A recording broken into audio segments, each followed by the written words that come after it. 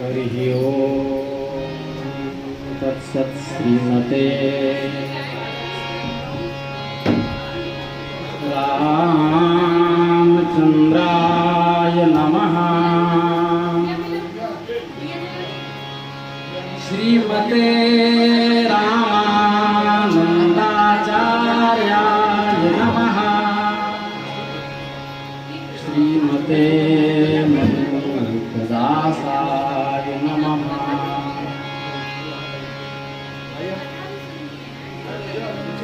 तारानाथ समारम्भाम् श्रीरामानन्दाय मध्यमाम् अस्मदाचार्यपर्यन्ताम् वन्दे गुरुपरम्परा।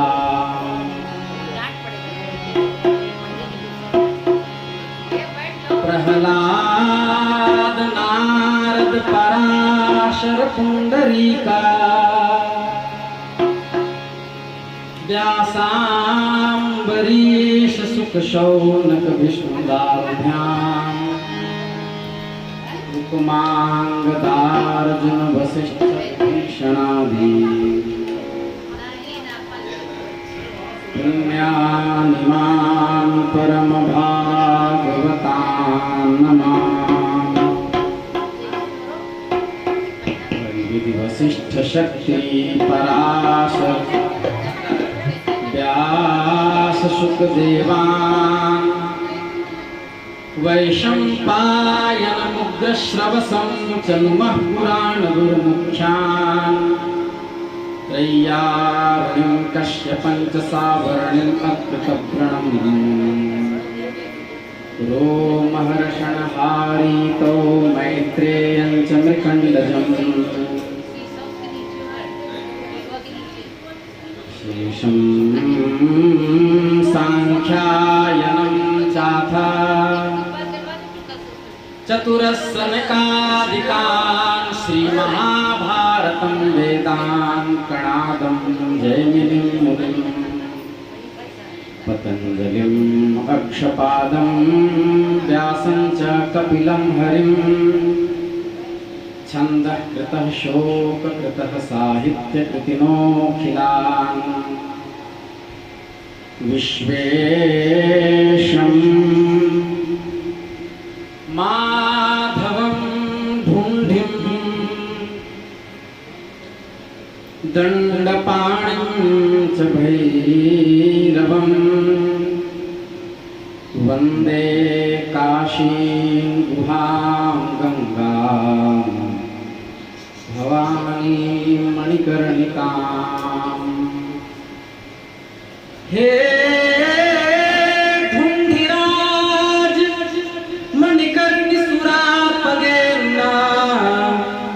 पूर्णे गुहें बकुह भैरव दंडपाणे काशी ग्रहेश्वर रमापति विश्वनाथ काया स्वपादरजसा मम वाक् पवित्रा।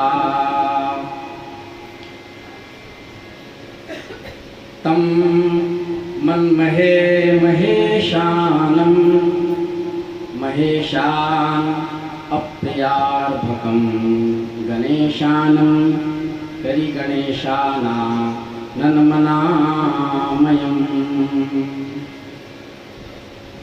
माधवं गिरिजां ढूंढिं भैरवं दण्डनायकं मणिकर्णिं गुहां काशीं उदक्स्रोतातो वहां नुमः। अतुलित बलधामं स्वर्णशैलाभदेहं तनुजवन कृशानुज्ञानिनाम् अग्रगण्यं सकलगुणनिधानं वानराणामधीशं रघुपतिप्रियभक्तं वातजातं नमामि। प्रणवं पवनकुमार खलदल पावक ज्ञान घन जासु हृदय आकार बसहु राम सरचाप धर। आइए भक्तवांछा कल्पतरु भक्तवत्सल शरणागत वत्सल दीन बंधु दया सिंधु कृपा सिंधु अनंत कल्याण गुणगण निलय सर्वैश्वर्य परात्पर परब्रह्म ध्रुजटी भगवान विश्वनाथ भगवती पराम्बा भगवती जाह्नवी और भगवान काल भैरव की असीम अनुकंपा से अत्यंत अनुग्रह से हम आप सब इस विशुद्ध सत्संग मंडप में बैठ करके अप्रत्यक्ष रूप से काशी में विराजमान सभी देवताओं की सन्निधि में और प्रत्यक्ष रूप से वंदों प्रथम महीसुर चरणा के सिद्धांत से ब्राह्मणों की सन्निधि में बैठ करके स्कंद पुराण के अंतर्गत काशी खंड के काशी महात्म्य के माध्यम से हम आप सब सत्संग लाभ प्राप्त कर रहे हैं। पहले गणेश स्तुति, फिर हम लोग कथा की ओर अवगाहन करेंगे।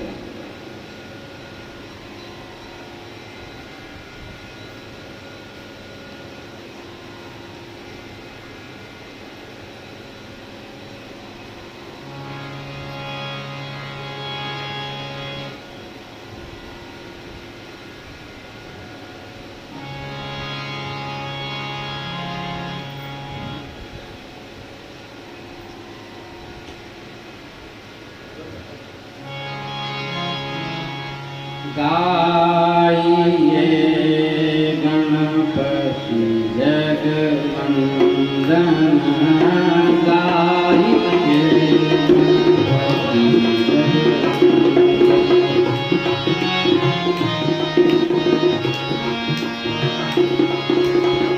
शंकर सुवन भवानी नंदन शंकर सुवन भवानी नंदन गाइए गणपति जगवंदन बोलिए गाइए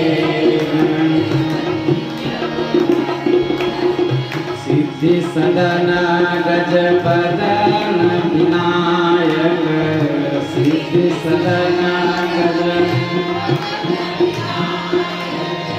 कृपा सिंधु सुंदर सबलायक कृपा सिंधु गाइए गणपति जगवंदन गाइए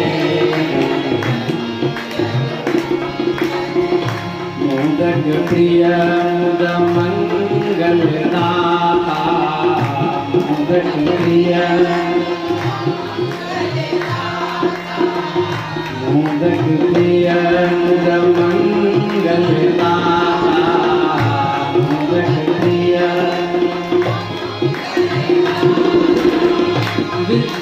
विद्यावारिधि बुद्धि विधाता विद्यावारिधि बुद्धि विधाता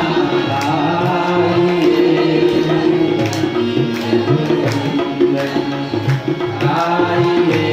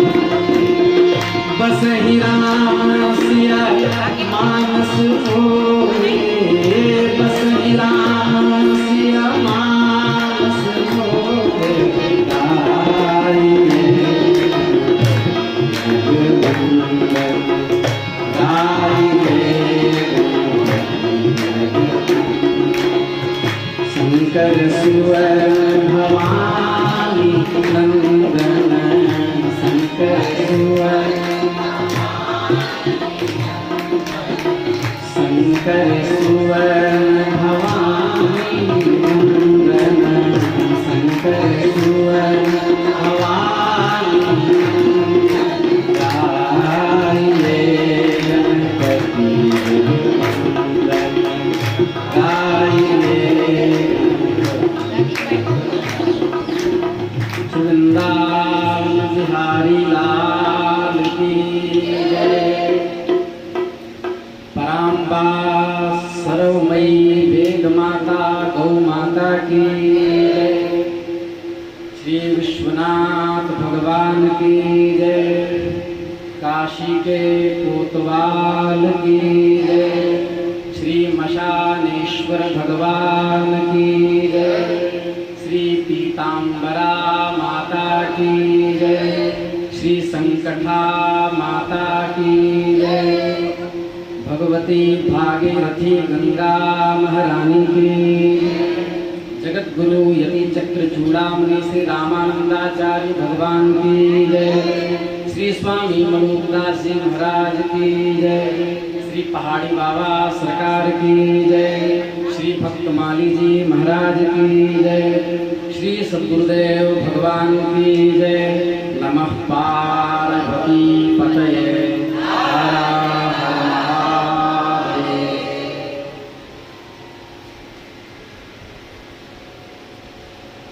तो सज्जनों, हम लोग अत्यंत ही सौभाग्यशाली हैं जो इस काशी धरा धाम पर भगीरथ रथ खाथा छिन्न जल प्रवाह रूप से निस्सरित निरंतर उत्तर वाहिनी गंगा के तट पर बैठ करके सत्संग लाभ प्राप्त कर रहे हैं। किसी भी ग्रंथ को श्रवण करने से पहले उस ग्रंथ की भूमिका जाननी अत्यंत आवश्यक है। ग्रंथ की भूमिका से भी पहले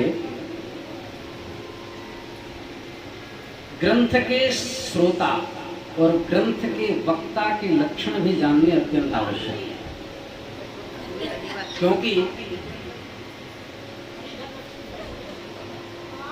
सिद्धार्थम ज्ञात संबंधम श्रोतुम श्रोता प्रवर्तते बिनानुबंधम ग्रंथादौ मंगलम नैव शस्यते।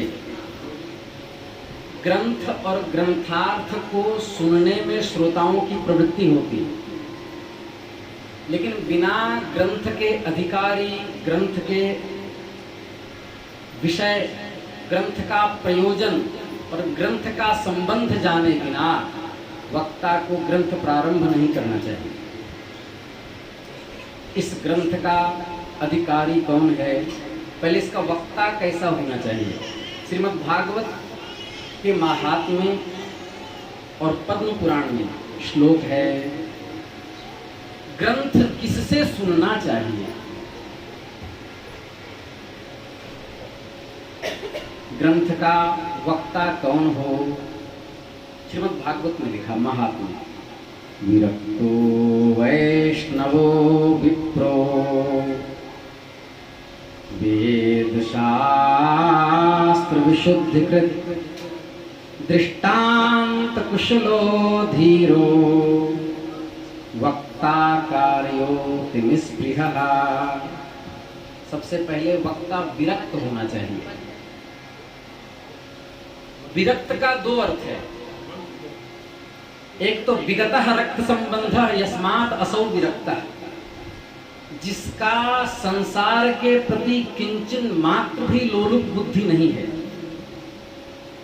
उसको विरक्त कहते हैं। वह चाहे गृहस्थ में हो चाहे महात्मा में हो,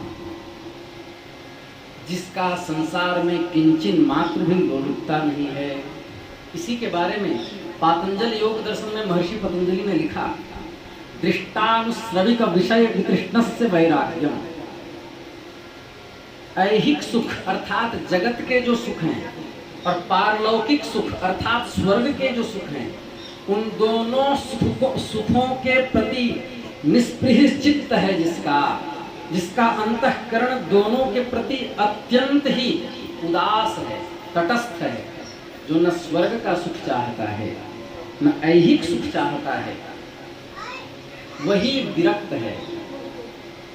दूसरा विरक्त का अर्थ है चतुर्थाश्रमी, वानप्रस्थ, अर्थात 4 आश्रम हैं, ब्रह्मचर्य, गार्हस्थ्य, वानप्रस्थ और संन्यास। वानप्रस्थ को भी सन्यासी तुल्य ही माना जाता है, क्योंकि वह भी पति पत्नी युक्त होकर जंगल में भगवान नाम का ही अनुसंधान करते हैं। किंचित आज तो बहुत विलंब हो गया और आज वैसे भी ग्रंथ का स्पर्श नहीं करना था, भूमिका कहनी थी और भूमिका हम कहेंगे विस्तार पूर्वक। ग्रंथ का स्पर्श एक दिन के बाद ही होता है। अभी हमने कहा संबंध, प्रयोजन, विषय और अधिकारी 4 बताने में ही कम से कम तो 6 घंटे चाहिए, तो वो विरक्त होना चाहिए। हमारे अनुसार, हमने जितना अध्ययन किया है उसके अनुसार विरक्त का अर्थ यही है जिसका केवल एकमात्र लक्ष्य है अस्मिन् जन्मन्नेव भगवत साक्षात्कार पूर्वकेन शरीरस्य विसर्जनम। इसी जन्म में इन्हीं नेत्रों से नंदनंदन प्रभु श्री कृष्ण का, भगवान विश्वनाथ का साक्षात्कार करके शरीर त्याग देने का लक्ष्य जिसका है, असौ विरक्त, वही विरक्त है। विरक्तो वैष्णवो, वक्ता वैष्णव होना चाहिए। वैष्णव का भी 2 अर्थ। एक वैष्णव जो माध्व संप्रदाय, श्री संप्रदाय, रुद्र संप्रदाय और सनक संप्रदाय, अर्थात जो विष्णु भक्त संप्रदाय से, चाहे श्री विष्णु स्वामी जी का संप्रदाय हो या माध्वाचार्य जी का हो या श्री रामानुजाचार्य जी का हो, भगवान रामानंदाचार्य जी का हो, या जो भी विष्णु उपासक की परंपरा के संप्रदाय हैं, उस परंपरा से जो दीक्षित हो वह वैष्णव। दूसरा वैष्णव का अर्थ क्या है? जगत में जितने जीवत्वावच्छिन्न हैं सभी वैष्णव हैं, जो भी जीव हैं सब वैष्णव हैं। क्यों? क्योंकि भगवान ने उपनिषद में वाक्य है, श्रुति का वाक्य है, एको हम बहुश्याम, मैं एक हूं बहुत हो जाऊं। तो वह विराट पुरुष महाविष्णु ही बहुत रूप में विलसित हो रहे हैं, इसलिए जगत का कीट पतंग भी वैष्णव है। विष्णु के पुत्र को वैष्णव कहते हैं। तो यहाँ अर्थ क्या लेंगे? भगवान विष्णु के अर्थात भगवान के अनन्य भक्त को वैष्णव कहते हैं। विरक्तो वैष्णवो। तीसरा वक्ता का लक्षण विप्रो, ब्राह्मण होना चाहिए। आजकल तो कथा वक्ताओं की बाढ़ आ गई है, कोई भी कथा कर रहा है। हाँ, ध्यान दें, उपदेश कोई भी कर सकता है ज्ञानी होने के नाते, पर व्यासपीठ पर जिस तरह पूजन आदि हुआ, इस माध्यम से व्यासपीठ पर केवल बैठने का अधिकारी ब्राह्मण ही है। विरक्तो वैष्णवो विप्रो। आगे, वेद शास्त्र विशुद्धिकृत। वेद और शास्त्रों के जो सार तत्व हैं उसका सम्यक गुरु परंपरा से अध्ययन किया। मनमुखी गीता प्रेस की हिंदी टीका पढ़ करके और कथा वक्ता ना, उसने श्रीमद् भागवत का वक्ता हो तो व्याकरण, न्याय, वेदांत, साहित्य, पुराण, वेदार्थों का अनुगम और ब्रह्मचर्य का पालन करते हुए गुरु परंपरा, गुरु चरणों में बैठकर नित्य गायत्री मंत्र का अनुसंधान किया हो। वेद शास्त्र विशुद्धिकृत। और वक्ता कैसा होना चाहिए? दृष्टांत कुशलो, दृष्टांत देने में कुशल हो, किसी भी पक्ष को समझाने में अत्यंत कुशल हो। ये नहीं कि इतनी क्लिष्ट हिंदी का प्रयोग करे कि वक्त श्रोता का सब ऊपर से चला जाए। दृष्टांत कुशलो धीरो, धैर्यवान होना चाहिए। धैर्यवान कैसा? जैसे हम लोग 4 बजे से रखे हुए हैं। धैर्यवान का अर्थ है कार्य की जल्दीबाजी ना हो, धीरे धीरे स्नेह, उसके वक्तृत्व में ठहराव हो, हड़बड़ा करके न बोले, समझा करके धीरे धीरे बोले। वक्ता कार्योति निस्पृहः, यजमान को ऐसे वक्ता को चुनना चाहिए। और अंतिम लक्षण कहा निस्पृहः, माल के लिए कथा न करता हो। भगवान के चरणों में अनन्य शरणागति पूर्वक भगवान का चरित्र कहता हूं, क्योंकि शास्त्र को न संपूर्ण समष्टि में कोई खरीद सकता है, न शास्त्र का कोई विशुद्ध वक्ता भगवान वेदव्यास जी के बाद है। वो तो हम लोग सब भगवान के ही जूठन बोलते हैं। इस तरह वो और क्या होगा? अनेक धर्म विभ्रांताः स्त्रैणाः पाखंडवादिनः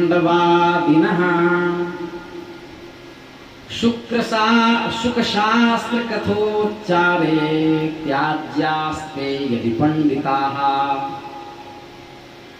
अनेक धर्म से विभ्रमित न हो।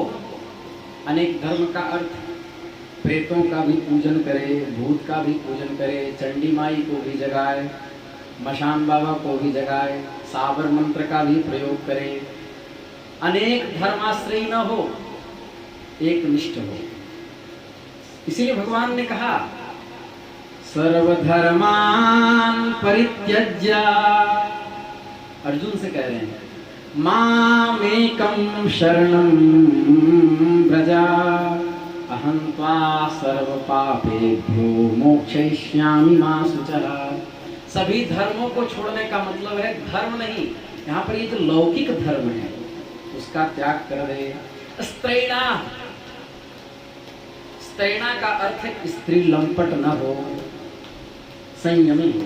पाखंडवादिनः, पाखंडी न हो। पाखंडी का अर्थात अपने कक्ष में कुछ हो, बाहर कुछ दिखाए। यदि इतनी मोटी माला बाहर पहने तो अंदर भी पहने।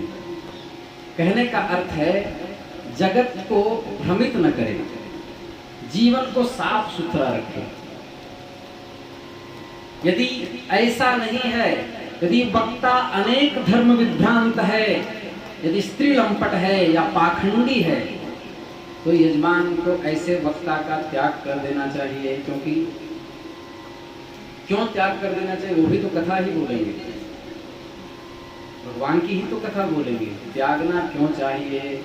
जिस प्रकार सर्प शुद्ध सुरभि कुलोत्पन्ना गौ माता का दूध यदि पी ले तो वह फिर दूध पीने योग्य नहीं रहता, विषैला हो जाता है। श्रीमद् भागवत और श्रुतियां भी मूर्खों से डरती हैं कि कहीं पता नहीं ये मेरी क्या दुर्दशा करेगा। इसलिए वक्ता इस तरह का होना चाहिए। तो हम लोग श्रवण कर रहे हैं स्कंद पुराण को। जब से उत्पन्न हुए हैं तब से पुराण पुराण यह शब्द हम लोग दोनों कानों से सुनते आ रहे हैं। और हम लोग ब्राह्मण कुल में उत्पन्न हैं, इसलिए इतना तो पता ही है कि पुराणों की संख्या 18 है। तो सर्वप्रथम हम लोग यह जाने कि पुराण है क्या, पुराणों की संख्या 18 ही क्यों मानी गई है। कथा तो 1 माह चलनी है, इसलिए हम जल्दीबाजी नहीं करेंगे, प्रत्येक प्रकरण को स्पर्श करेंगे। तो पुराण की संख्या प्राचीन काल में 18 मानी गई।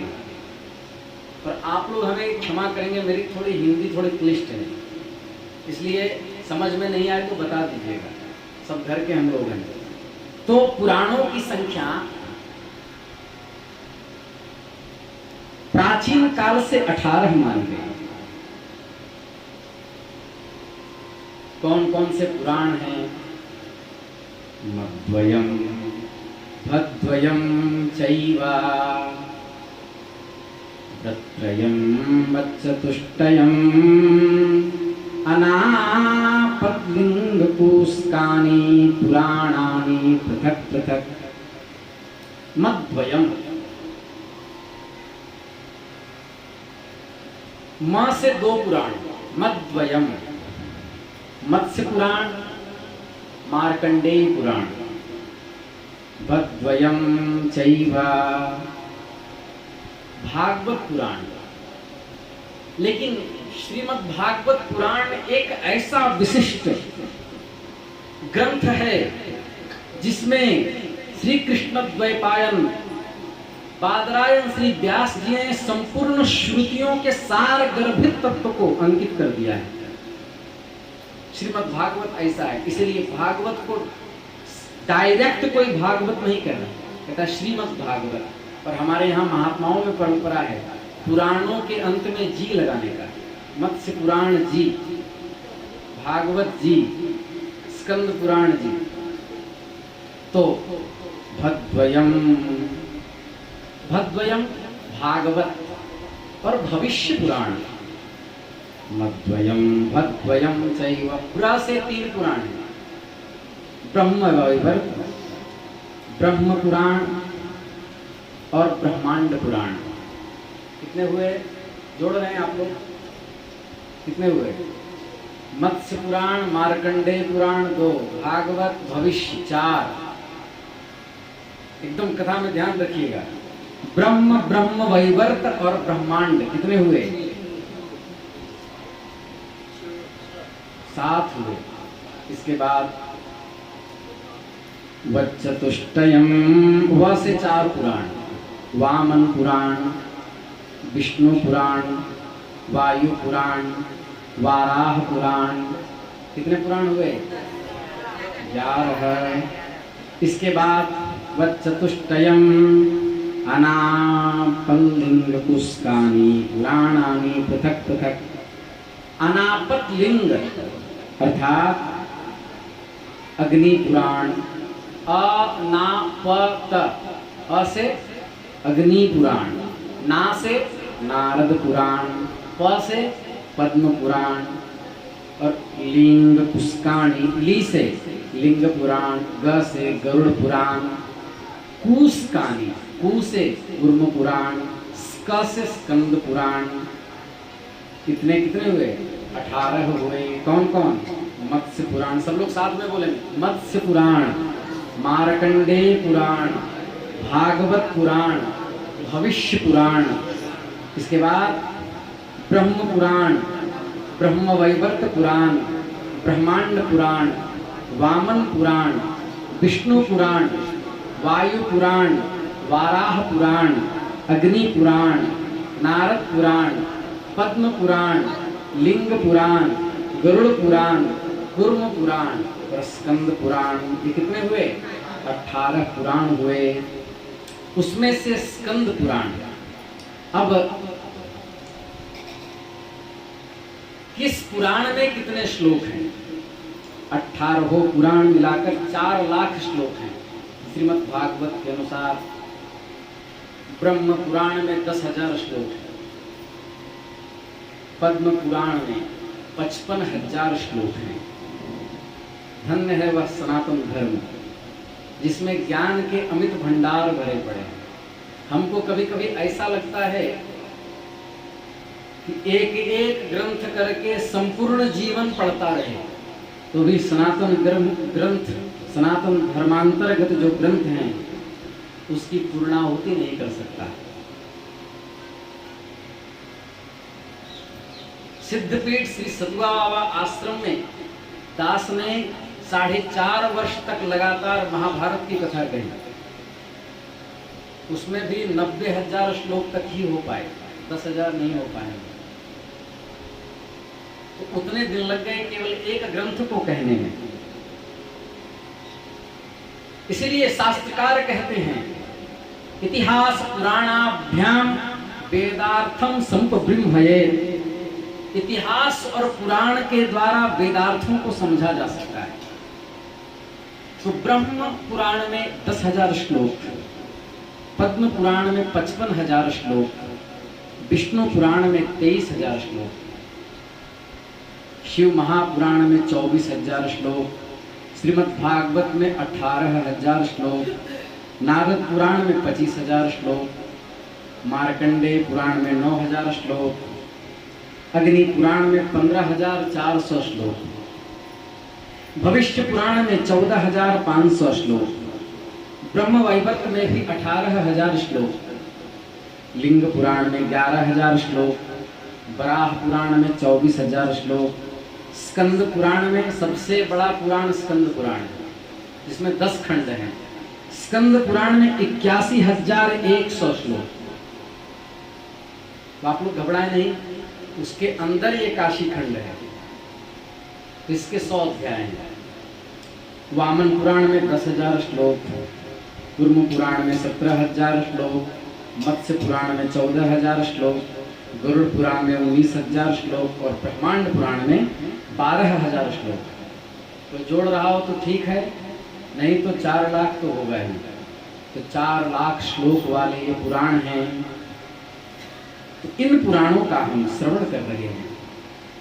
संस्कृत साहित्य में 18 संख्या अत्यंत पवित्र मानी जाती है और व्यापक और गौरवशाली मानी जाती है। महाभारत के भी पर्वों की संख्या 18 है। आस्तिक पर्व से प्रारंभ हुआ है, उसको आदि पर्व कह देते हैं।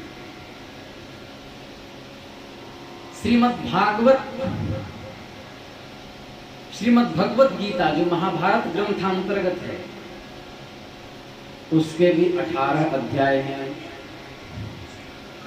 श्रीमद् भागवत के श्लोकों की संख्या भी 18,000 है। इसी प्रकार पुराणों की संख्या भी विद्वानों की सम्मति में 18 है।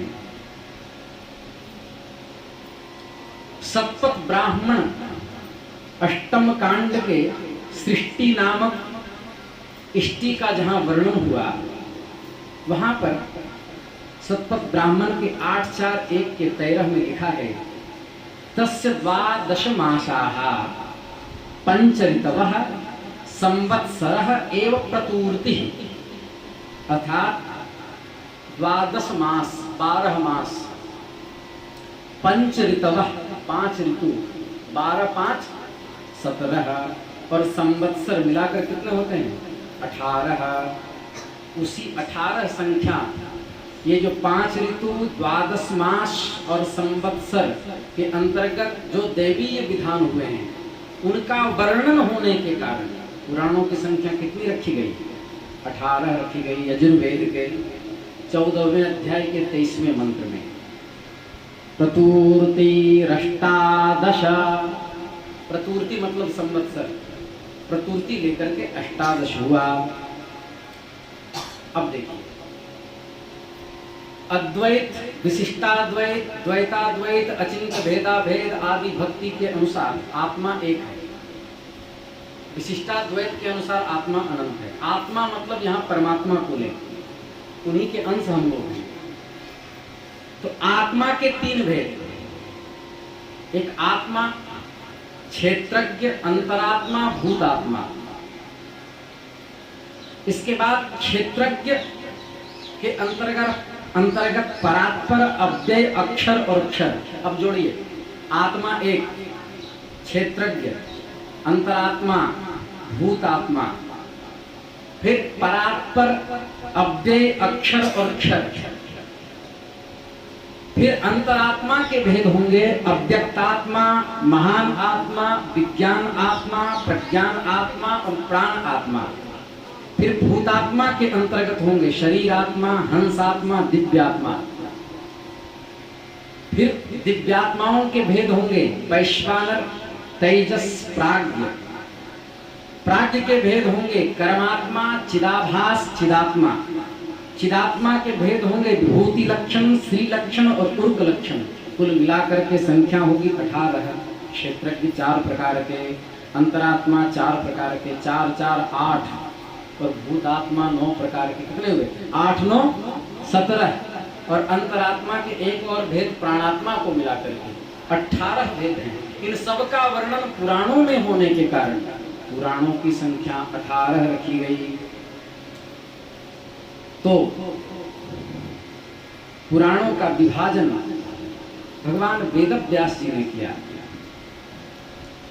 पुराण का लक्षण क्या है, पुराण कहते किसे हैं, तब ना हम लोग स्कंद पुराण समझेंगे। पहले पुराण समझ ले। सर्गश्च प्रतिसर्गश्च वंशो मनवंतराणि च वंशानुचरितं चेति पुराणं पंचलक्षणम। ये 5 लक्षण जिस भी ग्रंथ में हो वो पुराण है, जिसमें सर्ग हो, प्रतिसर्ग हो, वंश की चर्चा हो, मनवंतर हो,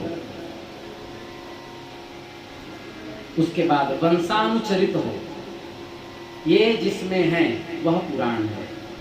अब कहेंगे महाराज जी सर्ग क्या है?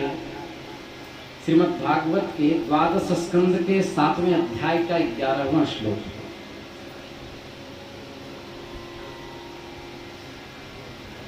अव्याकृत गुणक्षोभा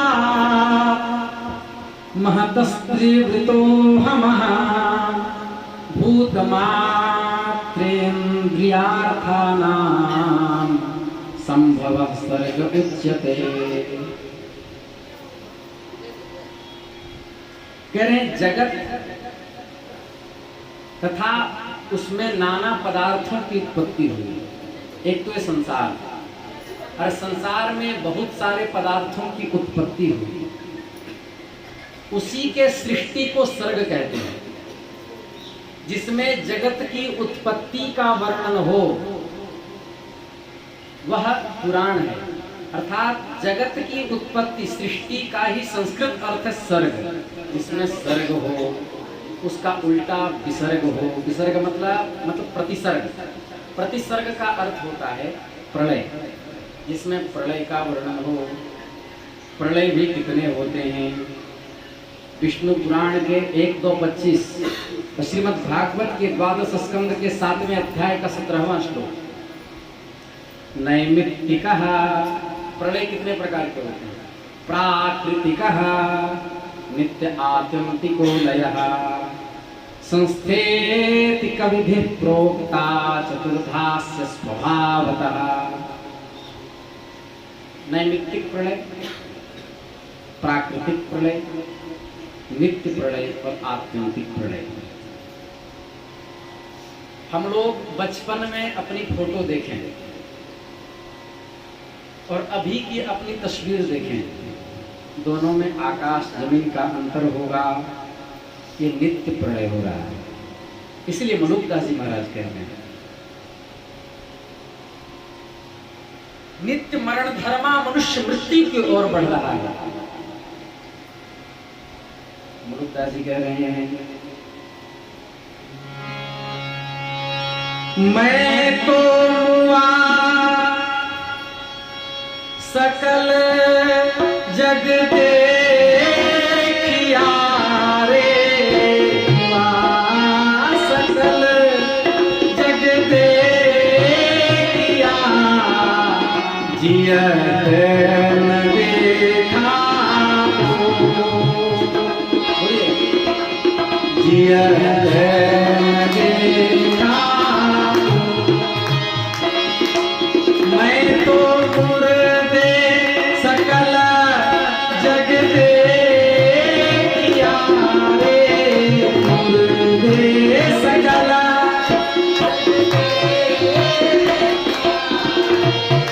जियत न देखा,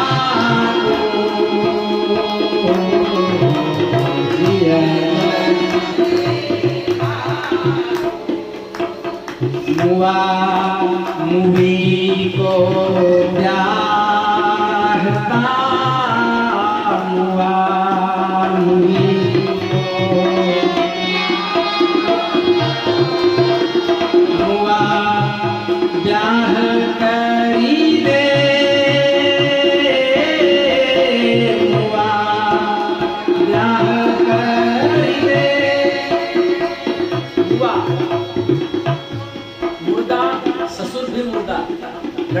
पक्ष का भी मुर्गा, लड़के पक्ष का भी मुर्गा। वो मूवी को क्या होगा?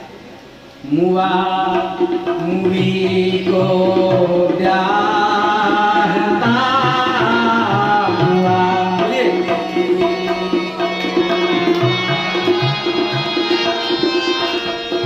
मुआ ब्याह करीबे,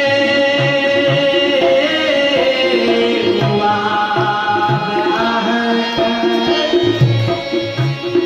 मुर्दे बराती जात है, मुर्दे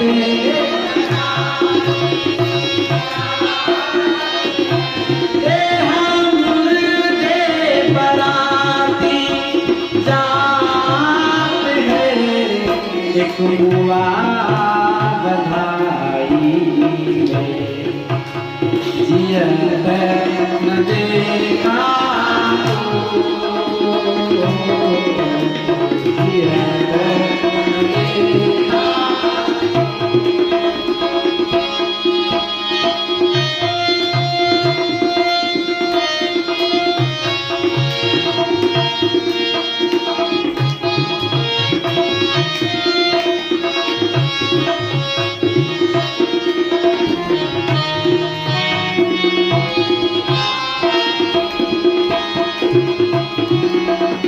मुआ मुए से लड़न को, मुआ मुए से लड़न, मुआ जोर ले जा, जिसकी लाठी उसकी भैंस जा।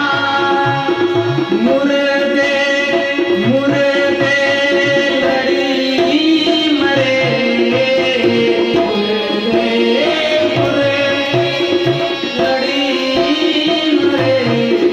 एक मुआ मन कष्टा, मलुकदास जी अपने बारे में बोल रहे हैं। एक मुआ मन कष्टा जियत न देखा,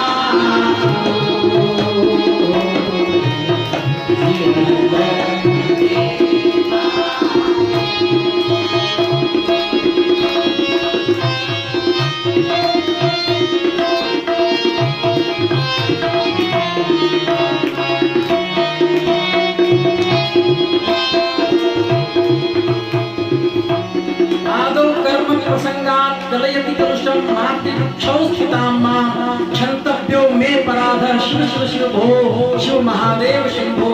आदिगुरु शंकराचार्य भगवान का वचन है कि वो लोग कर्म प्रसंग में पढ़कर मां के गर्भ में आते हैं और अंत में एक दिन इस शरीर का नाश हो जाएगा।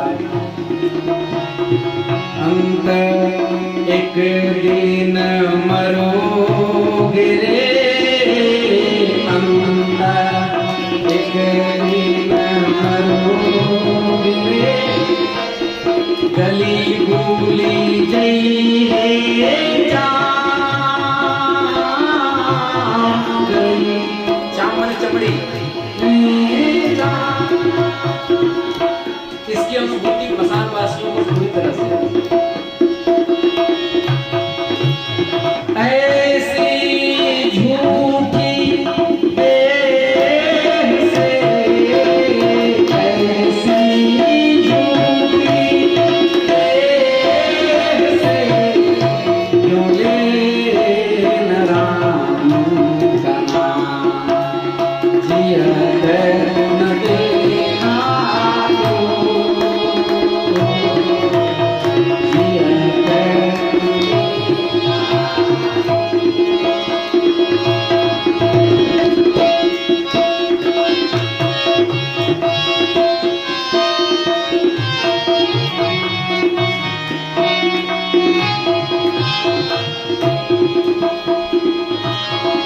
लेकिन मृत्यु में अंतर है।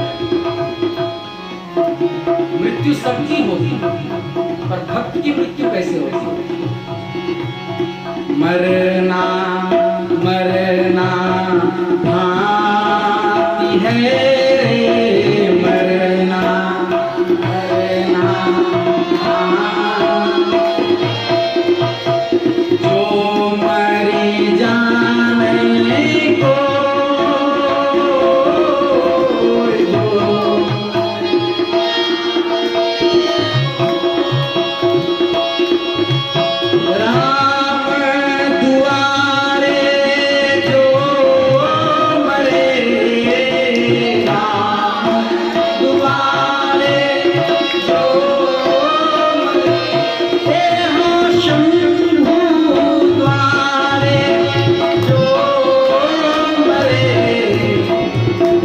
दूरी न मरना, जिए न देखा जिए न देखा।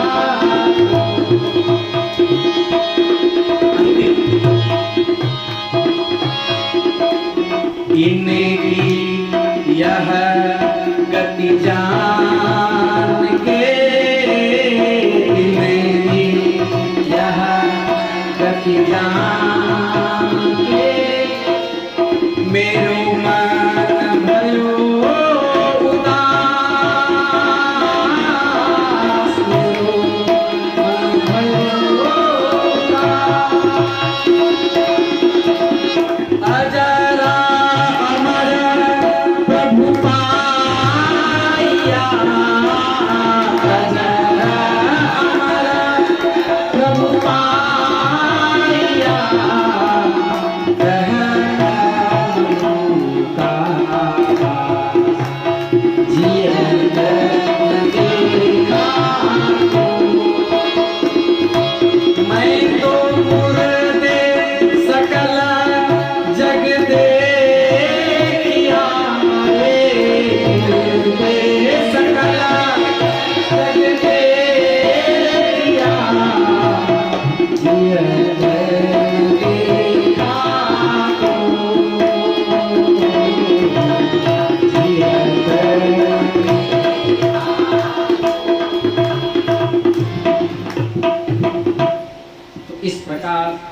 नित्य प्रलय हो रहा है, हम लोग सब मृत्यु की ओर बढ़ रहे हैं।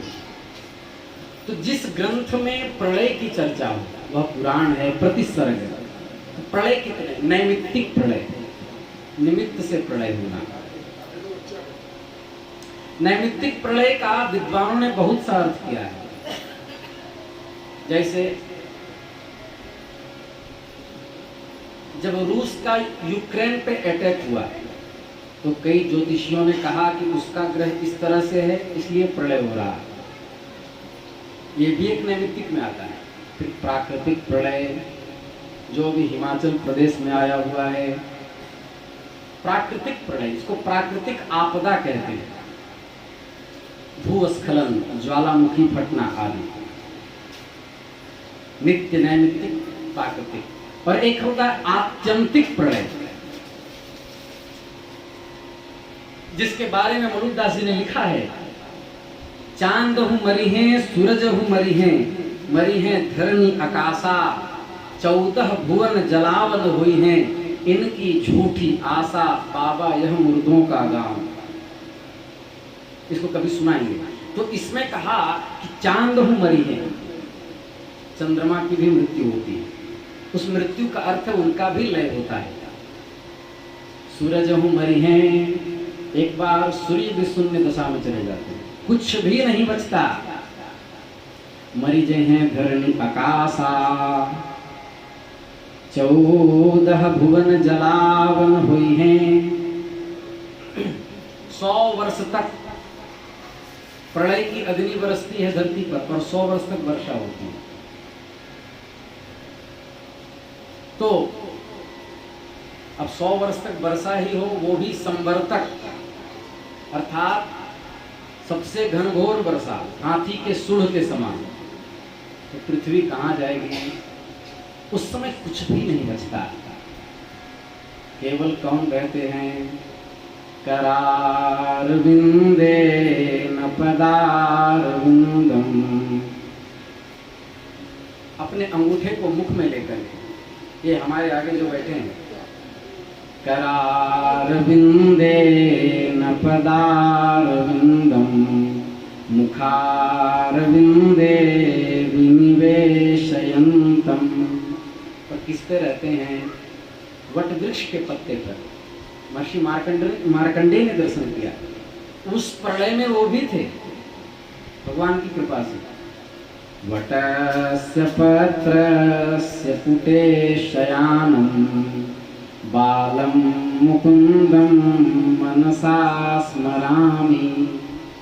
आत्यंतिक लय उसको कहते हैं, जिसको महाप्रलय कहते हैं। 4,32,00,000 वर्ष। यह एक बार युग बीतने पर होता है। सतयुग, द्वापर, त्रेता और कलयुग एक बार जाए तो 4,32,00,000 वर्ष। 4,32,000 वर्ष कलयुग की, 8,64,000 वर्ष द्वापर की, 12,96,000 वर्ष त्रेता की, उसमें 4,32,000 और जोड़ दो, कुल मिलाकर के होगा 4,32,00,000 वर्ष। ऐसा 1,000 बार बीते। अब जोड़िए, एक व्यक्ति मोबाइल हमेशा रखिए, आज गणित ही चलेगा। तो 4,32,00,000 में 3 जीरो गया तो कितना बचा? इकाई, दहाई, सैकड़ा, 3 जीरो हुआ। और उसके बाद आगे मतलब 43,20,00,000 वर्ष, 43,20,00,000 होना चाहिए। देखिए कितना हो रहा है। 4,32,00,000 में 3 जीरो जोड़ करके कितना होगा?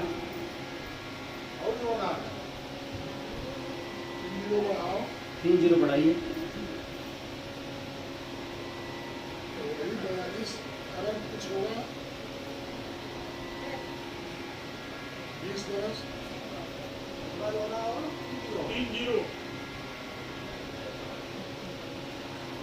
43,20,00,000 होना चाहिए।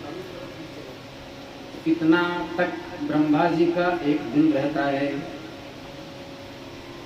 और उसके बाद सृष्टि में कुछ बचता नहीं, सब शून्य में चला जाता है। लेकिन एक अवस्था ऐसी भी आती है जब ब्रह्मा जी भी नहीं रहते, उसको कहते हैं आत्यंतिक लय। 9 भी मर गए, 10 भी मर गए, 9 प्रचेता, 9 योगेश्वर, 10 प्रचेता मर गए सहस 88,000 ऋषि मुनि, उनको भी शरीर त्यागना पड़ा। 33 करोड़ चौधरी मर गए, 33 करोड़ देवी देवता, मुए यम की फांस, यमराज भी। आत्यंतिक लय में कोई नहीं बचता, केवल कौन रहते हैं? श्रीमन नारायण नारायण नारायण, श्रीमन नारायण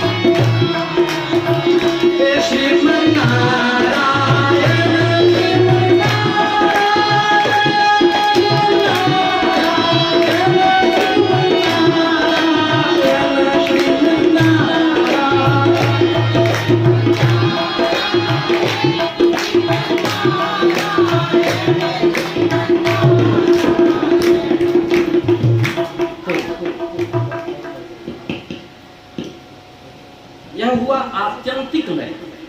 तो सर्गो प्रतिसर्गश्च, ये आत्यंतिक लय, नित्य लय, नैमित्तिक लय और प्राकृतिक लय, ये 4 प्रकार की लय उसको प्रतिसर्ग कहते हैं। वह है जिस ग्रंथ में उसको पुराण कहते हैं। वंशो मनवंतराणि च,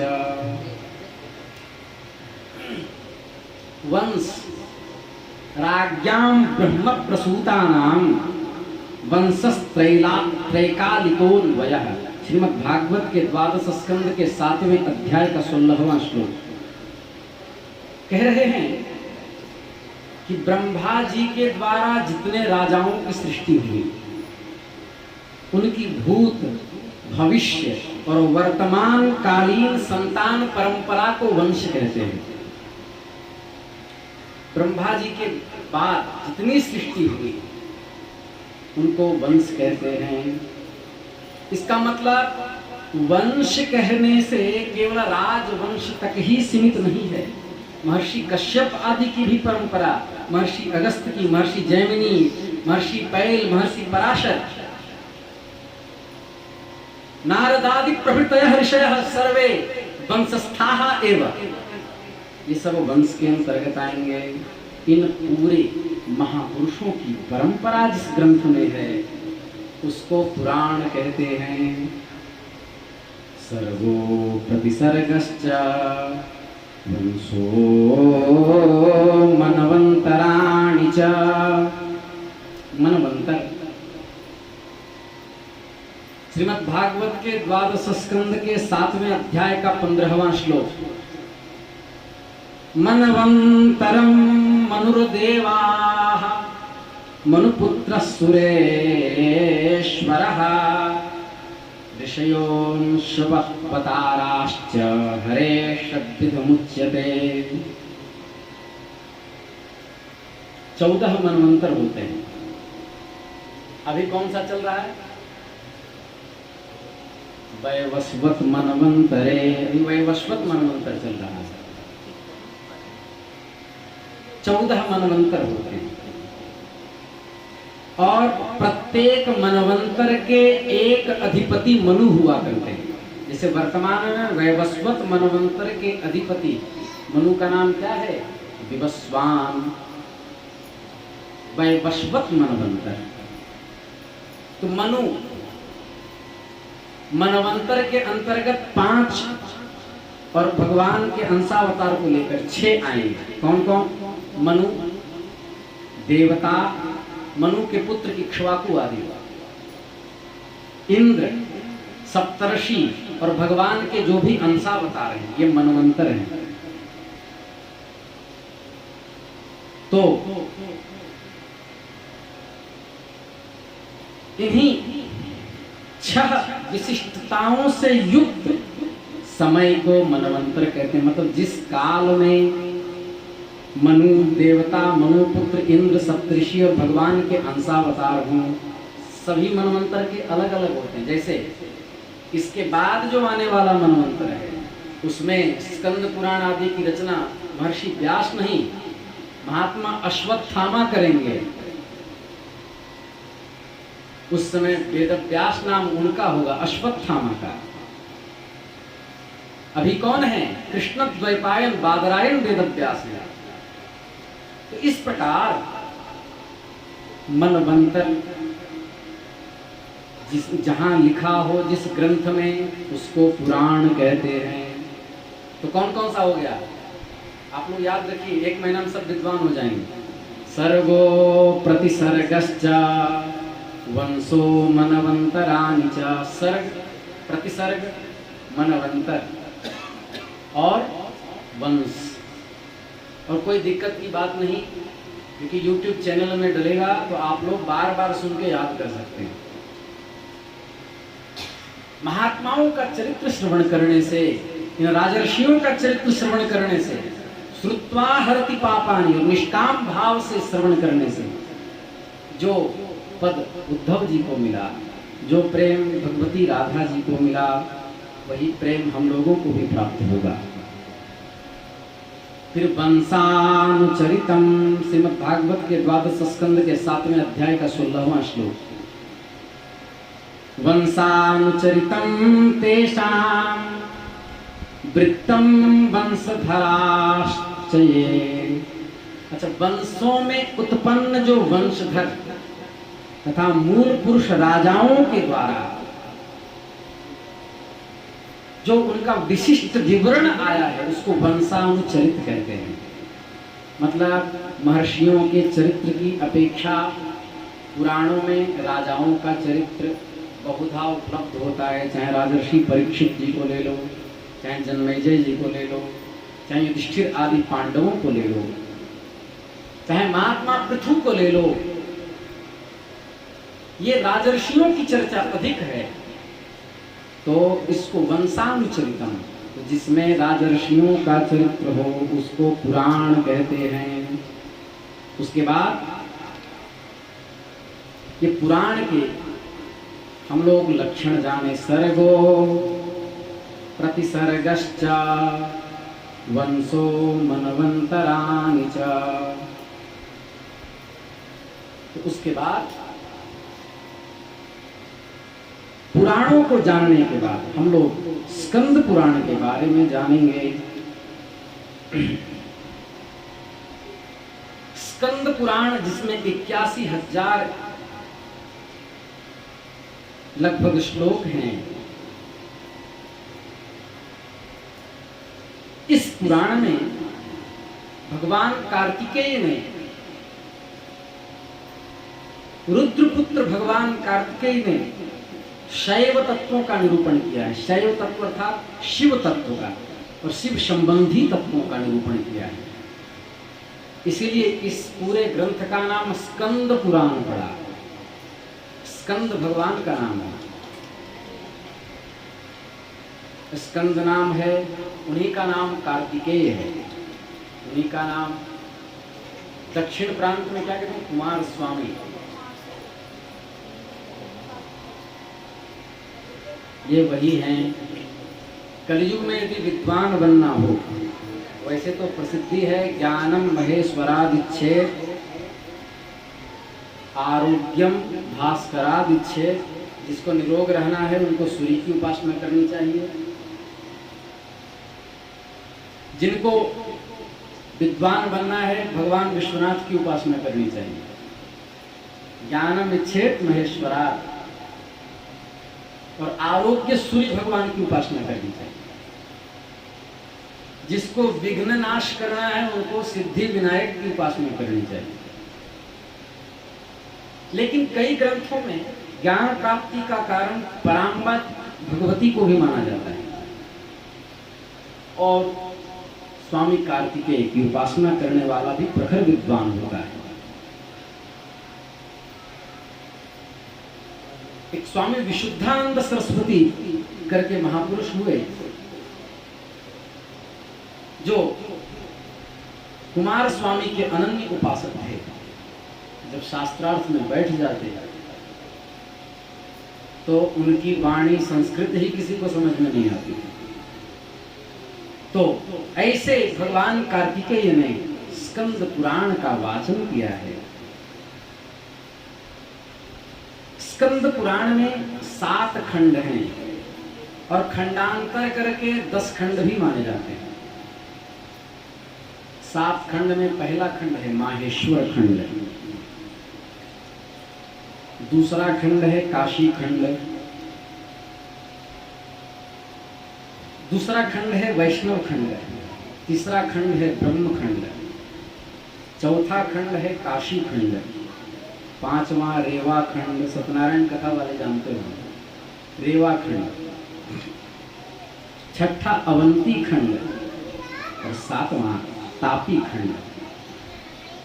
माहेश्वर खंड के अंतर्गत छोटे छोटे खंड हैं।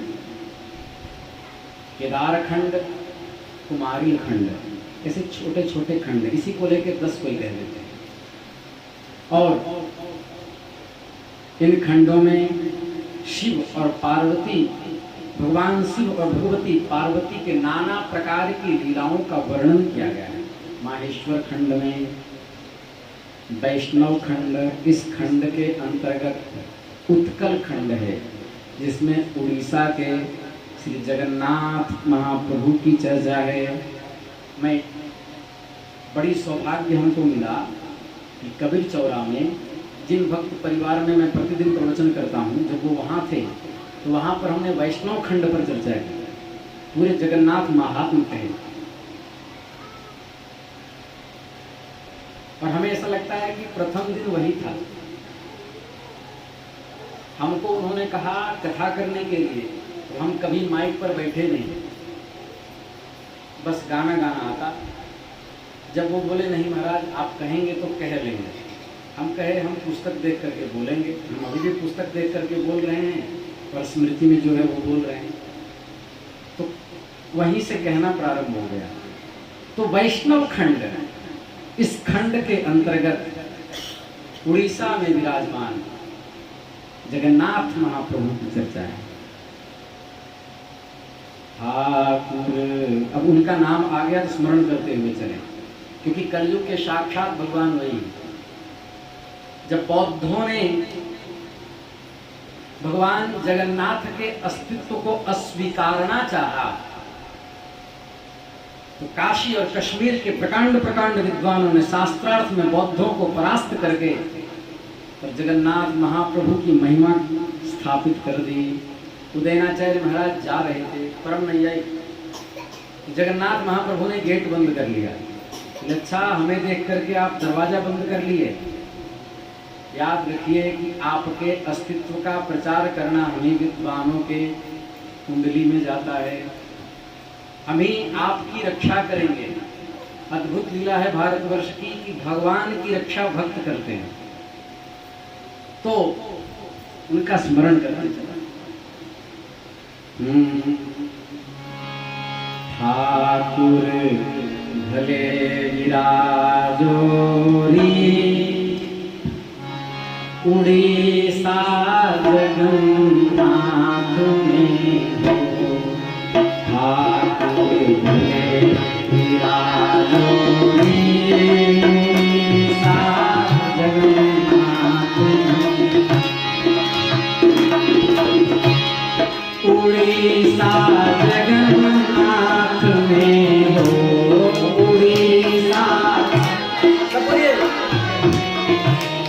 उड़ीसा जगन्नाथ में हो।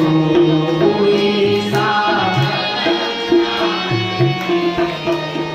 ठाकुर भले विराजो उड़ीसा जगन्नाथ में हो।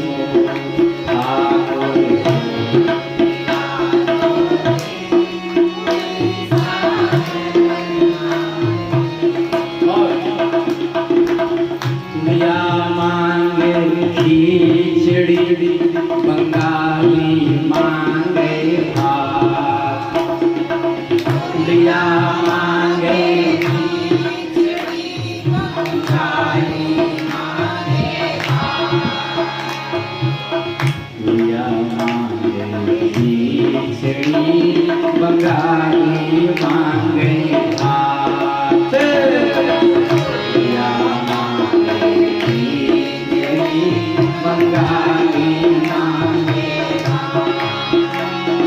संत जनन तेरे दर्शन मांगे हरि। संत जनन तेरे दर्शन मांगे और महाप्रसाद। संत जनन तेरे दर्शन मांगे और महाप्रसाद।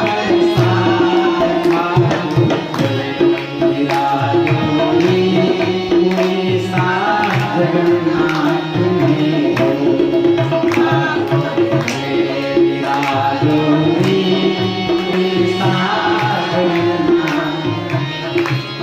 उड़ीसा जगन्नाथ में हो।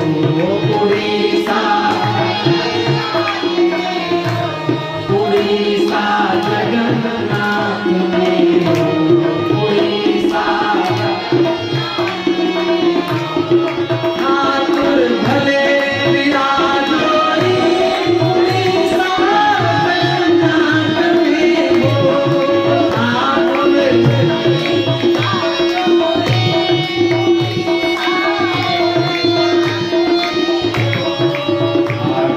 भले विराजो उड़ीसा जगन्नाथ में हो। ठाकुर भले विराजो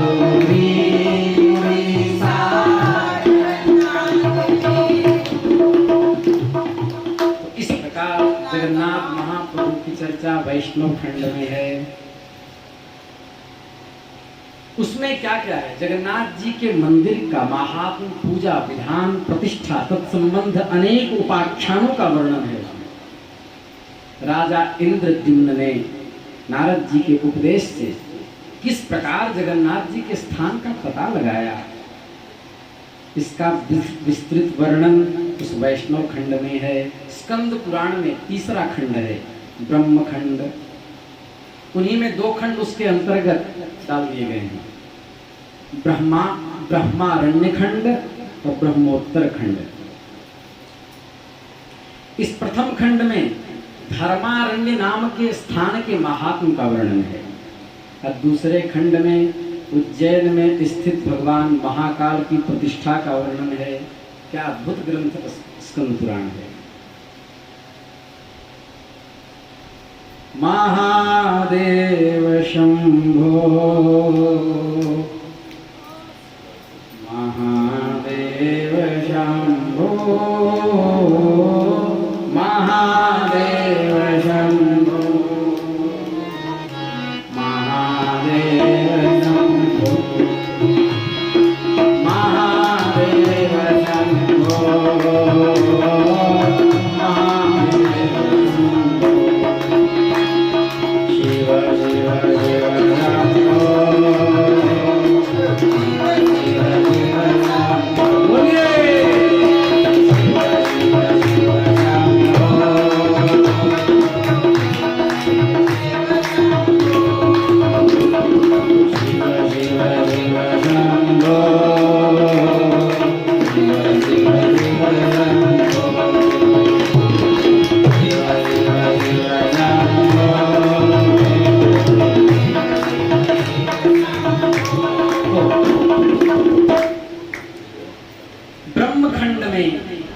दूसरे खंड में उज्जैन में स्थित महाकाल, उनकी प्रतिष्ठा और पूजन का विशेष विधान है। इसके बाद आ गए हम लोग के लक्ष्य। चौथा खंड है काशी खंड। काशी खंड में क्या क्या है आगे और विस्तार से होगा, अभी संकेत में बोलते चल रहे हैं। काशी खंड में हम अभी पीछे कह चुके हैं, ग्रंथ का संबंध, अधिकारी, विषय और प्रयोजन, ये 4 जाने बिना ग्रंथ प्रारंभ नहीं होगा। अधिकारी हमने बता दिया, विरक्तो वैष्णवो विप्रो। अब हम विषय बता रहे हैं। काशी खंड में काशी की महिमा का वर्णन है। कर्ण घंटा भगवती से लेकर के मृत्युंजय महादेव तक पूरी काशी की चौहद्दी में काशी खंडोक्त जितने देवता हैं, हम सभी के पावन चरित्र का स्पर्श करने का प्रयास करेंगे। और ये संभव जब तक उस स्वर्ण मंदिर में बैठे भगवान विश्वनाथ जी की कृपा न हो जाए नहीं हो सकता। इसलिए उनसे हम प्रार्थना करते हैं कि आकाश मंडल में विराजमान होकर के हमें आशीर्वाद दें और इस कथा में पधारें और हमारे मुख से कहवाएं, क्योंकि हमें तो कुछ आता नहीं है, हम तो निरक्षर भट्टाचार्य हैं। वो कहवाएं तभी कह सकते हैं। इसमें काशी के समस्त देवता और शिवलिंगों के आविर्भाव और उनके महात्म का प्रतिपादन विशेष रूप से किया गया है। हम लोग सुनेंगे कि भगवती संकथा की स्थापना किसने की, पीताम्बरा देवी की स्थापना किसने की, भगवती कर्णघंटा की स्थापना किसने की, लोलार्क आदित्य, गर्भादित्य, मयूखादित्य आदि सभी भगवत चरित्रों का श्रवण करेंगे।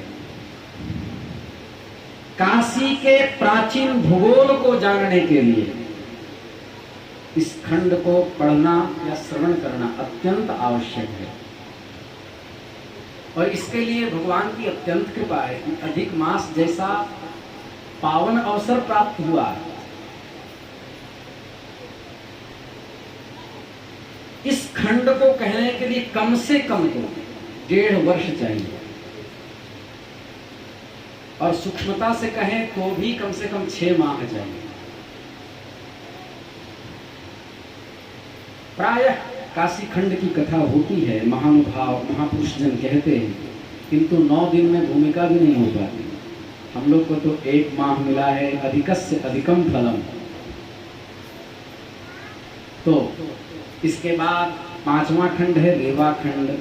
रेवा रेवा रोधसी वेतसी तरुतले चेतः समुत्कंठते। यह श्लोक साहित्य दर्पण और काव्य प्रकाश में भी आया है। रेवा नाम भगवती नर्मदा का है। इसमें नर्मदा की उत्पत्ति और उनके तट पर स्थित समस्त तीर्थों का विस्तृत वर्णन मिलता है।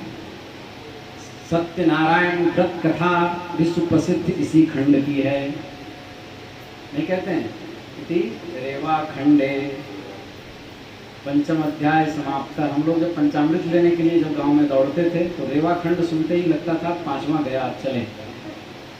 तो छठा खंड है अवंती खंड। अवंती नाम उज्जैन का है, अवंतिकापुरी भी कहते हैं। उज्जैन में स्थित भिन्न भिन्न शिवलिंगों की उत्पत्ति महात्म का वर्णन किया गया। महाकालेश्वर का वर्णन पीछे तो है ही, लेकिन अवंती खंड में विस्तार से वर्णित है। प्राचीन अवंती के धार्मिक पद्धतियों का वर्णन इस अवंती खंड में मिलता है। अंतिम खंड है, सातवां खंड है तापी खंड। तापी खंड, इसमें नर्मदा की सहायक नदी तापी के किनारे स्थित नाना तीर्थों का वर्णन मिलता है। नारद पुराण के मत से इसे नागर खंड भी कहते हैं। चौखंबा से प्रकाशित पुस्तक में नागर खंड ही लिखा हुआ है। और सातवां खंड है प्रभास खंड, ये आठवां है। इसमें प्रभास क्षेत्र का विस्तृत वर्णन है। इसके बाद इन खंडों में से काशी के संपूर्ण तत्वों को हम श्रवण करेंगे। तो पुराण का लक्षण हम लोग श्रवण कर चुके हैं। अब पुराण सुनना क्यों आवश्यक है? क्योंकि आर्ष ग्रंथ कई लोग वेद को कहते हैं कि वेद अपौरुषेय है और वेद प्रमाण ही अंतिम प्रमाण होता है। पुराण तो रचित है और हम इस विषय को छेड़ना नहीं चाहते, किंतु संकेत में कहते हैं। कई विद्वान पुराण को कपोल कल्पित मानते हैं, नाम ले ही लेते हैं। स्वामी दयानंद सरस्वती आर्य समाज पुराण को कपोल कल्पित कह करके श्रीमद् भागवत को न जाने कितनी गालियां दी सत्यार्थ प्रकाश नामक ग्रंथ में। लेकिन जब दुर्गा कुंड पर जबरदस्त काशी के विद्वानों से शास्त्रार्थ हुआ तो उल्टे मुंह लौटना पड़ा। उन्होंने दरवाजे पर लिखा था शास्त्रार्थ कक्ष के बाहर कि वेद के अलावा हम शास्त्रार्थ में किसी वाक्य को प्रमाण नहीं मानेंगे।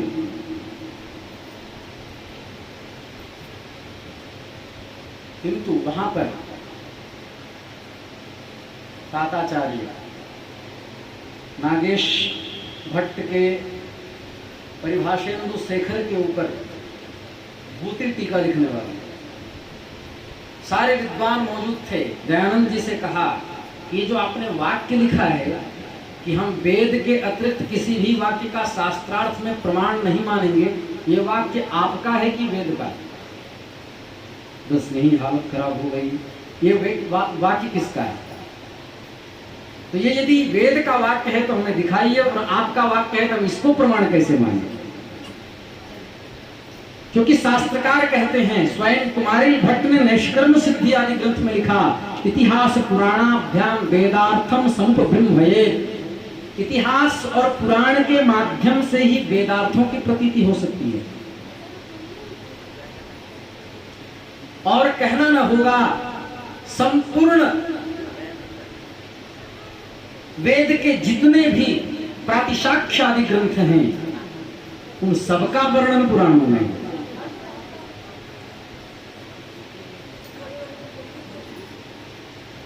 भागवत भागवत के सप्तम स्कंद के 15वें अध्याय का 42वां श्लोक। धनुर्हितस्यं प्रणवं पठन्ति शरं तु जीवं परमेव लक्ष्यम। कहां से उठाया है? मुंडकोपनिषद के दूसरे अध्याय के दूसरे पाद का चौथा मंत्र, प्रणवो धनु, उसी की व्याख्या है। जहां भी पुराणों को आप उठाएं, यदि कोई वेद मंत्र के अर्थ का ज्ञाता हो तो समझ जाएगा कि वहां से लिया गया है। द्वा सुपर्णा सयुजा सखाया, ऋग्वेद 1:164-20, अथर्ववेद 9:9-20 कि दो तोता हैं, साथ में बैठे हैं, एक फल खा रहा है, एक उदासीन है। उदासीन जो है वो ब्रह्म है, जो फल का रस ले रहा है वो जीव है। अब इसका वर्णन श्वेताश्वरोपनिषद में भी आया है, चौथा के छठे मंत्र में। इसकी व्याख्या श्रीमद् भागवत के एकादश स्कंद के 11वें अध्याय के छठे श्लोक में बड़े वैशक्ति से की गई है। ऋग्वेद में मंत्र आया है, ओम तत्सवितुर्वरेण्यम। गायत्री मंत्र का उपाख्यान व्यासपीठ से नहीं होता, लेकिन अर्धाली हम कह सकते हैं। वरेण्य का अर्थ होता है तेज। प्रचोदयात् अर्थात अपनी और ब्रह्म हमें प्रेरित करें। ऋग्वेद के 3:62 के 10वां मंत्र, जो गायत्री मंत्र कहलाता है, इसका वर्णन अग्नि पुराण में है। सब वेद के ही अर्थ को कहते हैं, क्योंकि सामान्य जनता या अल्प बुद्धि विषयनी जीव वेदार्थ को समझ नहीं सकता। अरे 12 वर्ष तक व्याकरणादि शास्त्रों के अध्ययन के बाद भी वेदार्थ नहीं लगते, तो फिर सामान्य लोग कैसे समझेंगे? उन्हीं के लिए पुराणों की उत्पत्ति की गई है। और कभी भगवान ने चाहा तो हम वेद में पुराणों के नाम भी सिद्ध करेंगे कि वेदों में पुराणों के नाम भी हैं, कि आगे पुराण आने वाले हैं। इसमें मेरी चर्चा होगी। आत्मानं चेत् विजानीयात्, बृहदारण्यकोपनिषद में लिखा आत्मानं वेद, आत्मा को जानो। और आत्मानं चेत् विजानीयात् श्रीमद् भागवत के सप्तम स्कंद के 15वें अध्याय का 40वां श्लोक। यह इसका मतलब क्या हुआ? हम इसको क्यों कह रहे हैं? हम तो काशी खंड कहने बैठे हैं। हम इसे कह रहे हैं कि जब तक ग्रंथ में महत्व बुद्धि नहीं होगी, तब तक श्रवण में लाभ प्रतीति नहीं होगी। हम पुराण क्यों सुन रहे हैं? शिवलिंग की कथा क्यों सुन रहे हैं? ज्ञान के अभाव में शिवलिंग भी एक पत्थर मूर्ति पाषाण लगती है, और ज्ञानाश्रयी होने पर हरिद्वार के आकाश के क्षितिज में भी ब्रह्म का साक्षात्कार होता है। इसलिए महत्व बुद्धि अत्यंत आवश्यक। आज हम भूमिका कहने बैठे हैं, तो पुराण वेद ही है। चत्वारि श्रृंगा त्रयो अस्य पादाः, इसके 4 सिंह हैं, 3 इसके पांव हैं। ऐसे ऐसे अर्थ किया। सारे महापुरुषों ने इसका अलग अलग तरीके से अर्थ किया। व्याकरण के अमूल्य ग्रंथ महाभाष्य में महर्षि पतंजलि ने शब्द ब्रह्म सिद्ध किया। और स्कंद पुराण के काशी खंड के 73वें अध्याय के 93वां श्लोक में इनका अर्थ शिव से किया। तो ऋग्वेद के 4:58 का 3रा मंत्र, चत्वारि श्रृंगा त्रयो अस्य पादाः, इसका वर्णन काशी खंड में है। द्वा सुपर्णा सयुजा सखाया का वायु पुराण के 9वें अध्याय में है। दिव्यौ सुपर्णौ सयुजौ ससखा पट सशाखौ पटविद्रुमौ एकस्तु यो द्रुमं वेत्ति नान्यः सर्वात्मनस्ततः। तो ये पुराणों की चर्चा हो गई। तो काशी खंडोक्त जितने भी शिवलिंग की परंपरा है, वह पुराण के साथ साथ वेदात्मक भी है। इसलिए हम लोग कल से काशी खंड की ओर बढ़ेंगे। आज हम भूमिका कह करके, पुराणों का महात्म कह करके और भगवान विश्वनाथ के चरणों में प्रणाम करते हैं कि यह यज्ञ दिव्य अनुष्ठान प्रत्येक मलमास में हो और हम लोग को दिव्य कथा श्रवण करने को मिले, क्योंकि जीवित रहने का फल यही है, भगवान की कथा सुनते रहें। क्योंकि सबके माता पिता भगवान ही तो हैं, और कौन है? कबीरदास जी की पंक्ति है,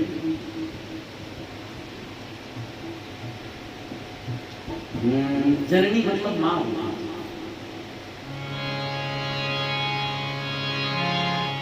हरि जननी मैं बालक तेरा, हरि जननी मैं बालक तेरा, हरि जननी मैं बालक तेरा, हरि जन। माइक है नहीं, आप लोगों को गाना पड़ेगा, जोर से बोलिए। काहे नाम बख्श मेरा, काहे नाम बख्श मेरा, प्रभु जननी मैं बालक तेरा, हरि जननी मैं बालक।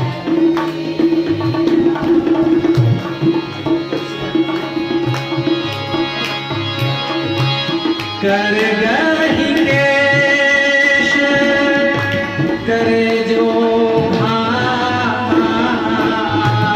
कर गही केश करे जो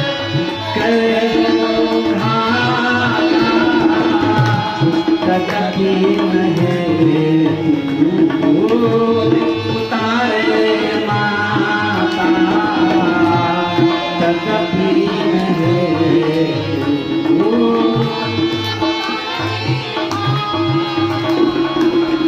कोई पुत्र अपनी माँ का बाल पकड़ करके धारदार तलवार से गर्दन काटने के लिए उद्यत होता है, तो भी माँ उसको श्राप नहीं देती है। कर गही केश करे जो घाटा, कर गही केश जो घाटा, कभी नहीं उतारे माँ।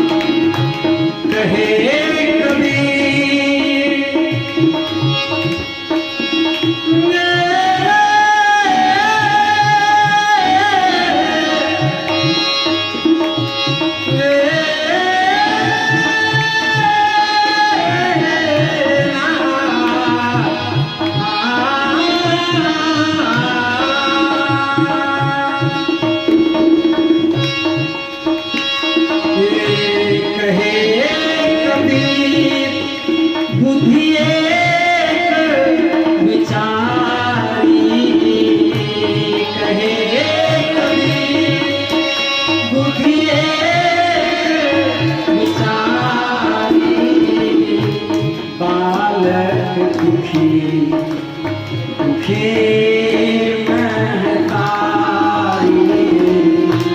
बालक दुखी दुखी महतारी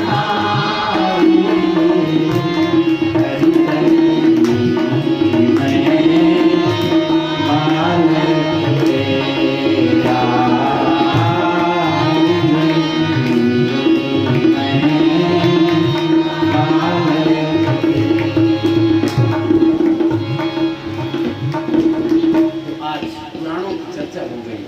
पुराण कहते किसे हैं तो पुराणों का वेदवत प्रामाण्य हमने सिद्ध किया। पुराण वेद ही है। और कल से हम लोग काशी विश्वनाथ भगवान के चरणों में बैठ करके उनके प्रत्येक स्वरूपों के ऊपर प्रकाश करेंगे, उन्हीं की कृपा से। तो एक बार भगवान शिव के नाम का कीर्तन होकर के कथा को विराम देंगे।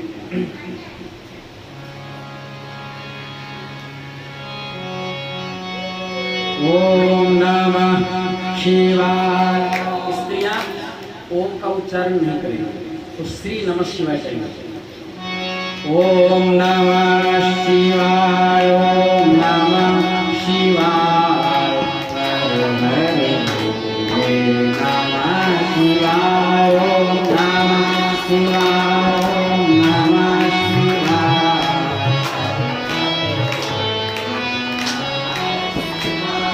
ओम नमः शिवाय, ओम नमः शिवाय, हरे हरे नमः शिवाय, ओम नमः शिवाय, ओम नमः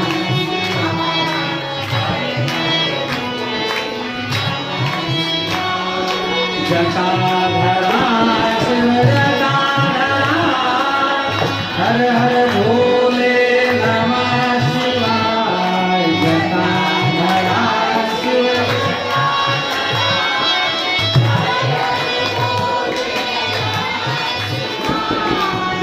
ये विश्वनाथ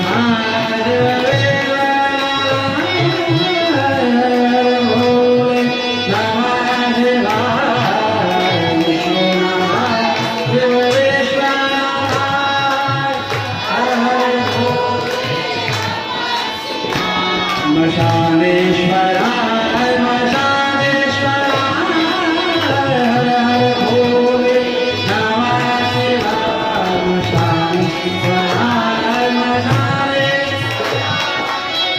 हर हर भोले नमः।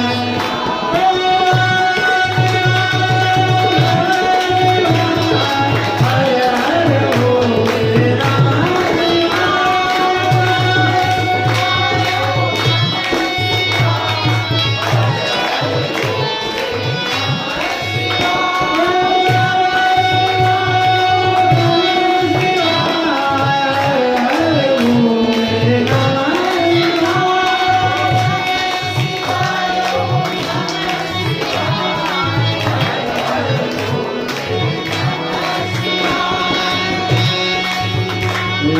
महाकालेश्वराय महाकालेश्वराय, हर हर भोले नमः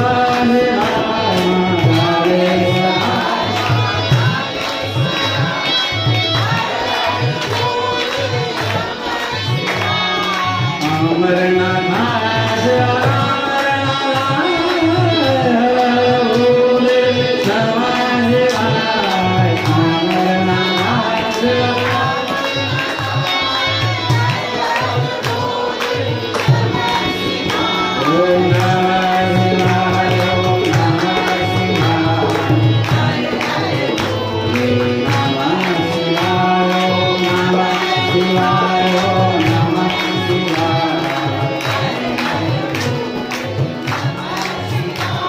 वृंदावन बिहारी लाल की, श्री राधा महारानी की, यमुना रसरानी की, गंगा महारानी की, काशी कोतवाल श्री काल भैरव भगवान की, श्री सिद्धि विनायक जी महाराज की, ढूंढी राज गणेश जी महाराज की, भगवती पराम्बा जगत जननी जगदम्बा महारानी की, दुर्जटी शंभो विश्वनाथ भगवान की, काशी महातीर्थ की, मणिकर्णिकेश्वर महादेव की, चंद्रेश्वर महादेव की, संकटा माता की, पीताम्बरा महारानी की, जगत गुरु यति चक्र चूड़ामणि श्री रामानंदाचार्य भगवान की, श्री पहाड़ी बाबा सरकार की, श्री भक्तमाली जी महाराज की, श्री सद्गुरुदेव भगवान की, समस्त भक्त वृंदों की, समस्त वैष्णवों की, समस्त आचार्यों की, समस्त काशीवासियों की, नमः पार्वती तनये।